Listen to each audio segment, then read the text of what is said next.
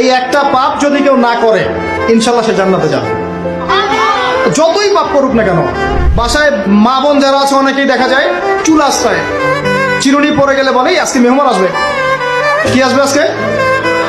মেহমান আসবে আজকে বললেই সে বাসা থেকে বের হচ্ছেন, আপনার পাঞ্জাবিটা একটু আটকে গেছে, আপনার স্ত্রী বলছে একটু বসে যান, অমঙ্গল হতে পারে, বসেন। বাস মুশরিক, শিরক হয়ে গেল। মুসলিম সমাজে রন্ধ্রে রন্ধ্রে শিরক। এখন রাস্তাঘাটে উঠতে বসতে পেপার পত্রিকা খুললেই শিরক। পেপার খুলবেন রাশিফল, সিংহ রাশি কন্যা রাশি, দিনটা কেমন যাবে বিশ্বাস করলেই মুশরিক হয়ে যাবে।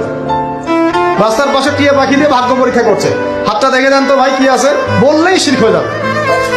আংটি বিক্রি করছে, আংটি পরলে রোগ ভালো হবে, হাতে দিল রোগ ভালো হবে এই উদ্দেশ্যে মুশরিক। হাতে দিয়েছে রোগ ভালো হবে, আমার ডায়াবেটিস ভালো হয়ে যাবে, বিসমিল্লাহ, ব্যাস মুশরিক, নাউজুবিল্লাহ। এই আকীদা নিয়ে পড়লেই মুশরিক। মুসলিম সমাজে অহরহ শিরক আছে।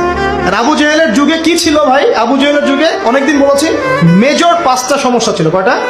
মেজর 5টা, মাইনর সমস্যা অনেক, মেজর 5টা। এক, আবু জেহেলের যুগের বেশিরভাগ মানুষ শিরক করতো। কি করতো ভাই? লাত, উজ্জা, হবল, মানাত এইসব মূর্তি পূজা করতো। এখন হয়তো মুসলিম সমাজে এটা নাই ঠিকই, কিন্তু মুসলিমরা এখন কবর মাজার পূজায় শুরু করেছে, করে নাই?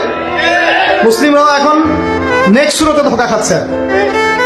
শিরক তো আমাদের সমাজে চলছে। শিরক কি হয় কেন আমি লেকচার দিয়েছি, দেখবেন মুসলিম সমাজে কত শিরক চলছে। আবু জেহেলের যুগে শিরক ছিল, এগুলো বলতে থাকলে এটা নিয়ে আলোচনা করতে হবে। আলোচনার টপিক আমার আজকে অন্য। আবু জেহেলের যুগে কি ছিল ভাই? শিরক ছিল, সমাজে রন্ধ্রে রন্ধ্রে শিরক ছিল। এখনকার সমাজেও শিরক আছে। তারা লা ইলাহা ইল্লাল্লাহ না